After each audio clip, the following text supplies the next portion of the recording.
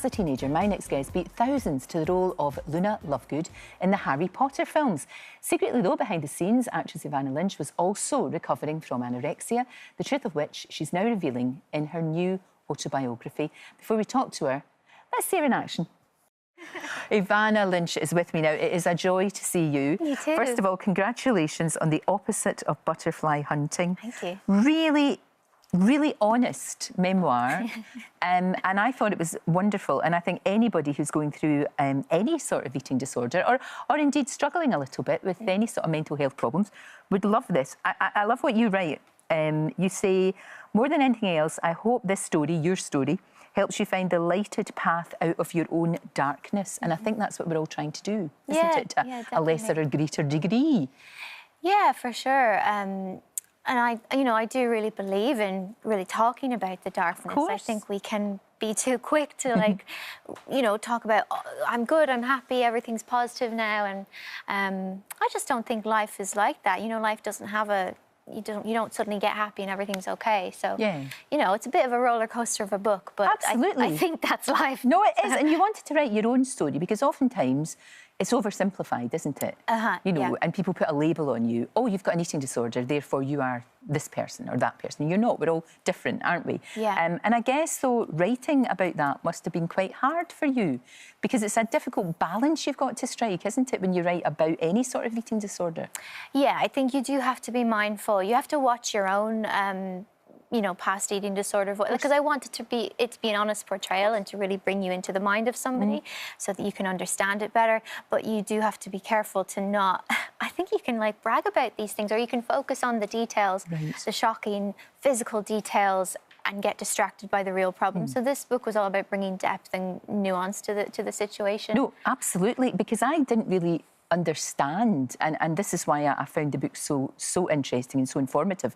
I didn't really understand that it's almost like a competition sometimes with people with eating disorders. How thin can you get? How little can you eat? All of these things. And it's extraordinary that you. I mean, I guess you still live with it to a certain degree. But how are you now? No, I don't think so. I think it's different to other forms of, and I see it as like an addiction. But you eat food every day. You have to kind of have a balanced relationship with it, and I really think you can. I think as well. I mean, it's in the book a little bit. This idea that my therapist shared, that we upgrade our problems. She was like, you have to find better coping mechanisms, because that's all these eating disorders are. They're coping mechanisms. So, I think you kind of graduate to other, things that give you a purpose, and you kind of gradually learn how to make them healthier and better for you. I understand that. What I think was wonderful about you was you wrote to JK Rowling, didn't you? Yeah. You wrote to her as a kid because the Harry Potter books were incredibly important to you. Yeah. Before you were in the movies, before any of that, just growing up, like so many other kids, loved to read them. It's escape, isn't it? Yeah. It's escape as well, identifying with some of the characters, all of that. And she wrote back. I mean, I think that's brilliant. I know, I do too. It's really good. Yeah. It's lovely. And so when you went for the role, that just kind of almost completed a circle. And having that relationship with her, I think that's incredible. Yeah, I mean, when I think about it, I'm like, that's real magic. That is a certain type of magic. Isn't it? Yeah, absolutely. Yeah. It really is. It's quite remarkable. And you gave such a compelling performance in that. You really did. And you beat so many people to the role. Yeah, I don't like to see it as beat, though. Oh, right, okay. No, I understand the language, but I always feel like it's like relationships, isn't it? There's one person well, that's what I believe, and it doesn't matter how many other people turned up, there's always some person who's right. And it just felt like a match. It felt like a soul match with her. Yeah, that makes sense. No, it does. It absolutely does. And what an amazing experience that was. Yeah, it was. An astonishing experience. And, the fact that you are here, you're writing about this so well. I mean, it was pretty bad. You did go through a really tough time, didn't you? And you're very honest about that. And it is what I think will give people hope reading this, is that you have come through it.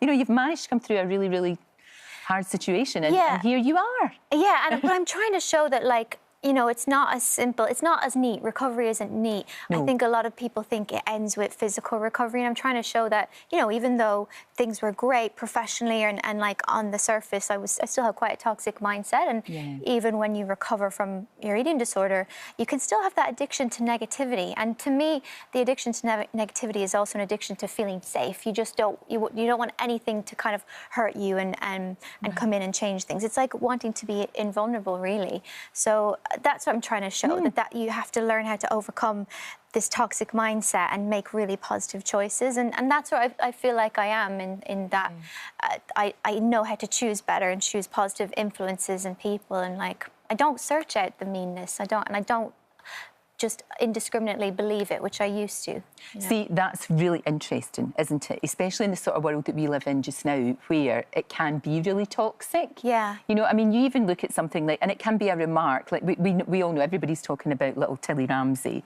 and the fact that a DJ said, oh, that, you know, dismissed her as chubby.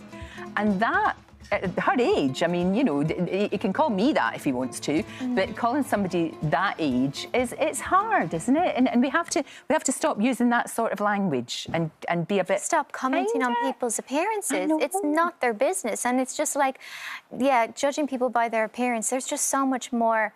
Well, there's so much more to women. There's so much more to people. Like it's very reductive, and that woman has so much more to her, and she's showing so much more. And like, why is he focusing on that? But I do also believe, like, you know, dismissing, saying chubby as a derogatory word or fat or whatever, it's just a size. Like, we all have to get over our fat phobia. It's not the worst thing you can be. Like, for goodness sake, of course. Really... You're just taking up a wee bit more space in the world. Yeah. That's all it is, isn't it? Yeah. I love, we've got Dr Alex, who works a lot with us. He's wonderful. He did something on Instagram today, which was basically something along the lines of, what did he say? It was like, my body is not TripAdvisor. Please stop commenting on it. Yeah. As if, you know, but just leave it alone and just behave, you know? And I really believe, like, your body changes as life changes. Like, when I was writing my book, I gained weight, and it's just like, that's fine, you know, that's where I am, and I'm sitting at a desk, and next year I'll be out and about doing stuff, and my body will change then. It's just like, we have to stop expecting our body to stay the same and stay frozen in time. Like that, it's kind of sucking the life out of yourself and your experience. We do beat ourselves up, don't we? We really do, Evanna. That's why I think this is so important, coming from you, because so many people, and so many young men, young women and men, because men suffer as well, and so many will have seen you, and you're part of, you know, their history of their lives. They'll seen you in these movies, which means that they really want to read this, I think. But not just them. I think this is, you know, for parents, for anybody, and actually anybody that just wants to read a really inspiring story. Oh, I hope Thank you. Thank you so much for coming reading in. it. I really enjoyed it, Evanna. I really did. It's one of the joys of my job is that I do get to read little gems like this. So it's really nice that you do read it, and rather just the cliff notes. Thank you. Thank you, love. Thank you so much. And Evanna's memoir, The Opposite of Butterfly Hunting, well, it's out right now. And of course, we have helplines on our website. Don't forget, you can watch full episodes of Lorraine on the ITV Hub, and all the best clips, compilations and playlists right here on our channel. Just subscribe now and you'll never miss an upload. Click here to watch another video similar to this one, or click here to head to our channel's homepage to explore all of our exciting videos.